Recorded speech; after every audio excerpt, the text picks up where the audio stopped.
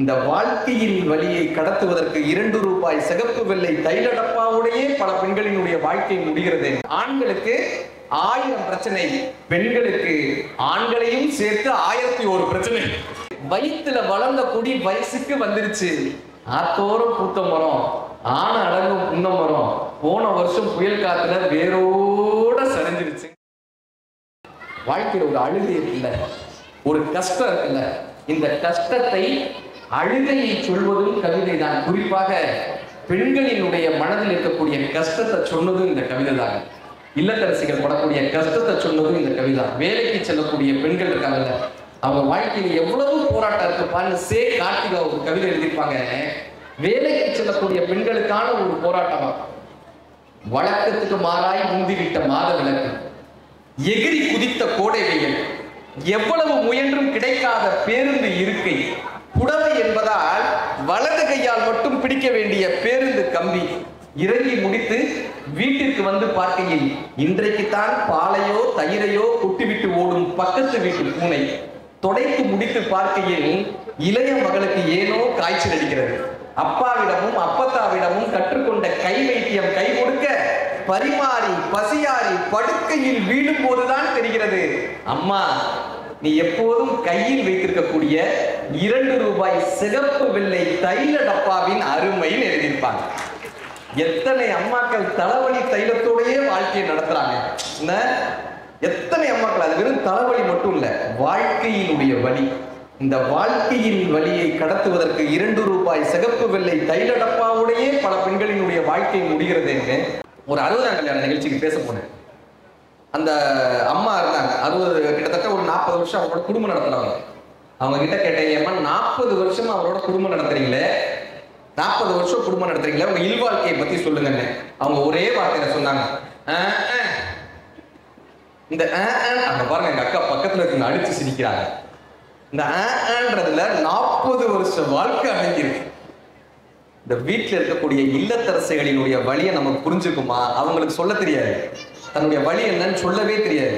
இந்த கவிதைகள் தான் சார் கற்றுக் கொடுக்கும், இந்த புத்தகங்கள் தான் சார் நம்ம புரிந்து கொள்ள முடியாத ஒரு மனிதனினுடைய மனதை திறந்து காட்டுவது புத்தகங்களாக தான் இருக்கும். புவனான ஒரு கவிஞர், புது கவிஞர் எழுதிட்டாங்க, ஆண்களுக்கு 1000 பிரச்சனை.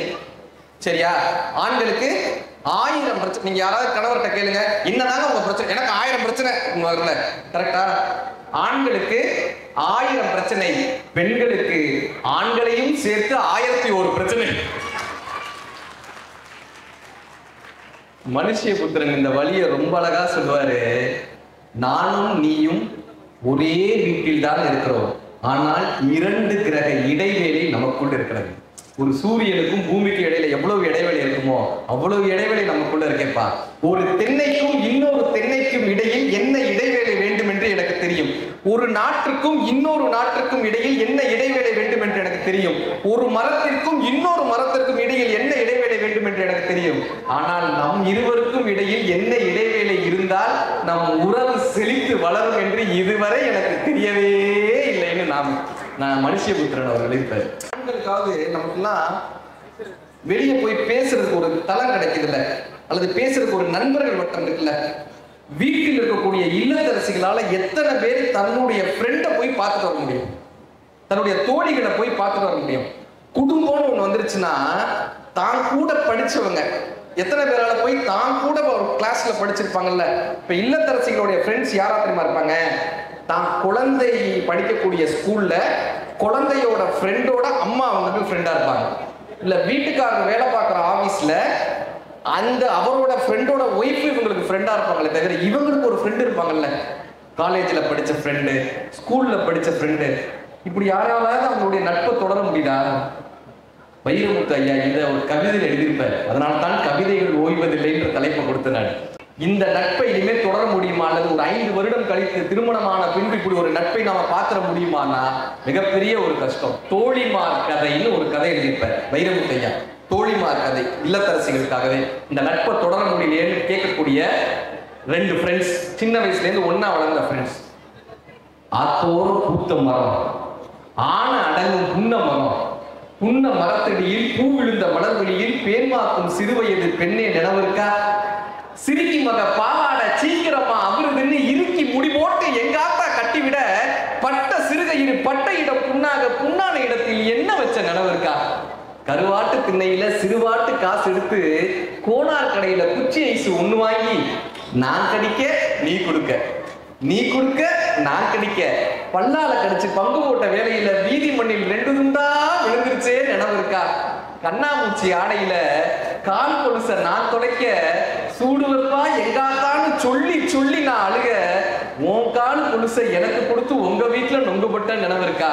வெள்ளாரும் பளபளக்க, வெயிலூரும் சலசலக்க, பல்லாங்குழி ஆடையில பருவம் திறந்து விட என்னமோ ஏதோன்னு நான் பயந்தால விறுவிறுன்னு கொண்டாந்து வீடு சேர்த்த நினைவு இருக்கா? ஒன்னா வளர்ந்தோம், ஒரு தட்டில் சோறு உண்ணோம், பிரியாதிருக்க பெரு வழி ஒண்ணு யோசிச்சோம், பிரியாதிருக்க பெரு வழி ஒண்ணு யோசிச்சோம். ஒரு புருஷன் கட்டி ஒரு வீட்டில் குடியிருந்து சக்கலத்தியாய் வாழ சம்மதிச்சோம் நினைவு இருக்கா? ஆகா, ஒரு புருஷன் கட்டி ஒரு வீட்டில் இருந்து சக்கலத்தியாய் வாழ சம்மதிச்சோம் நினைவு இருக்கா? ஆடு கனவு கண்டா அருவா அறியாது, ஆடு கனவு கண்டா அருவா அறியாது, புழுவெல்லாம் கனவு கண்டா கொழுவுக்கு தெரியாது.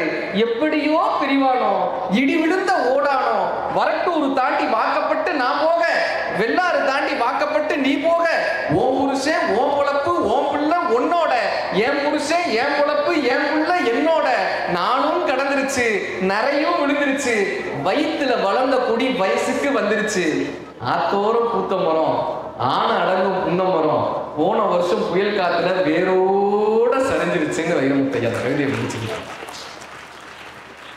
இந்த இல்லத்தரசிகளினுடைய வழியை நாம் புரிந்து கொள்ள முடியாத வழியை யாராலப்பா கடத்த முடியும்னா இந்த கவிதைகளால் மட்டுமே கடத்த முடியும்.